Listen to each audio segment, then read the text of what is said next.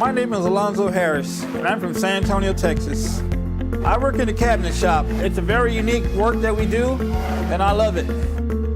Right here, we're building a crew rest, and right now, I've got it shelled up, and I'm sanding it down. I'm getting it ready for the next step. After we get all the doors on, it's gonna go to veneering. Safety is very important. And when I was a child, my brother and I were playing around, and he threw some scissors and caught me in the eye. This is a prosthesis, and I let everyone know. And whenever I see someone doing something foolish, I go over and I make sure that they see this thing, and I remind them to protect yourself at all times, because you only get one chance. These are some protective gloves here. We call them cut gloves. Actually, they feel like a seat belt. You know, I don't come in here and try to do something without them. First thing I do when I get in my car is put my seat belt on. When I prepare to do an operation that's going to be doing some abrasive or sanding or cutting, I slip on my gloves right away. These are my tools. It's God-given. The talent up here, these tools right here. Without them, obviously you can't do this work.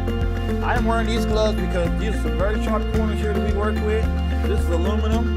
We drill into it, we bore into it. There's shards that come off. And as we're sanding and moving around here, your hands are vulnerable.